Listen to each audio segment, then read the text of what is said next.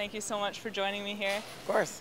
Most of my viewers would know you as Tommy Mac, the bassist in Hedley.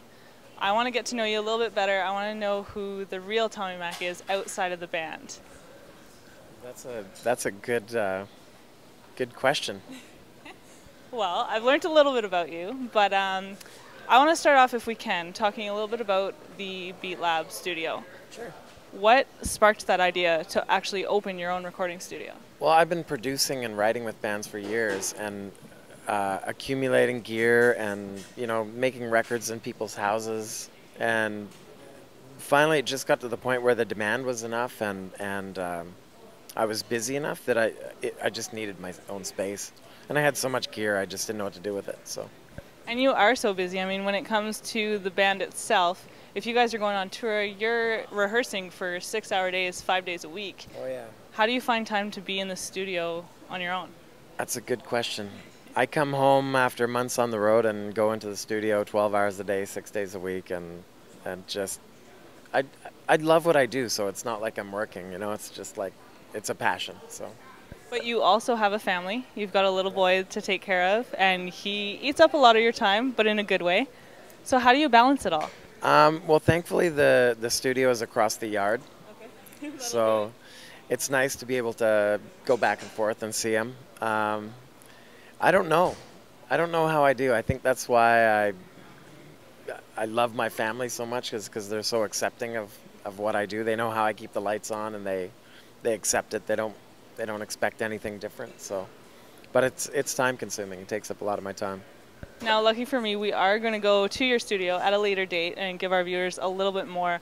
But I just want to ask, when it comes to working in the studio, you actually do some producing. I know that you've produced for friends of mine, actually, a great band, the Dead Wax Collective. Love them. Loved their album. How did you get involved with them? I've known those guys for 15 years, since they were in a band called Cork.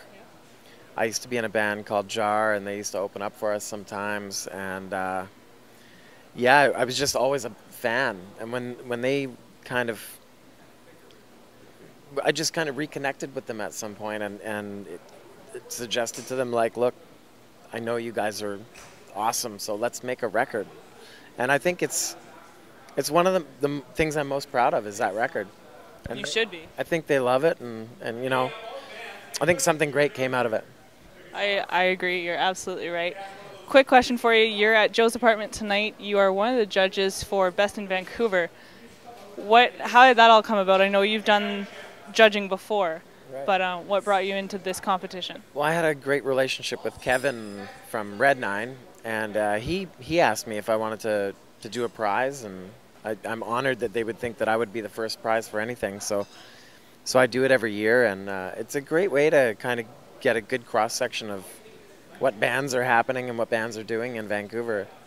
And the finalists are actually competing for a $13,000 recording session and prizes included. I'm assuming that's at Beat Lab Studio? It is, yeah. Well, I think there's two recording sessions. One's with Danny Craig, and one's with me. And then there's a bunch of gear and stuff.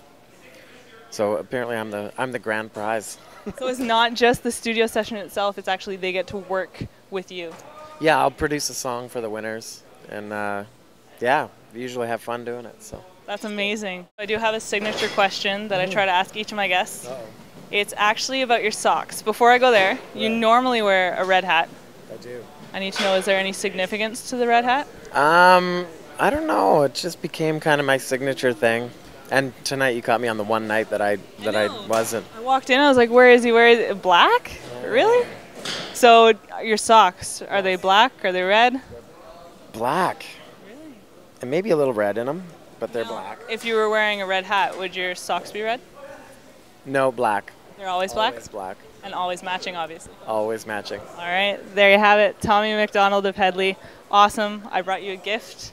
Thank you. Maybe next time they won't be black. Thanks. You're welcome. You brought me some socks. You bet. Always. Awesome.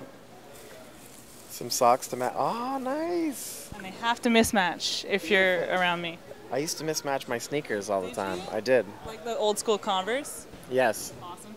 It's a good way to One go. black and one red. There you go. And they say hashtag socks. So there you go. Thank you. Well, thank you so much for your time tonight. I can't wait to check the studio out, Awesome. and we'll talk soon. Thank you.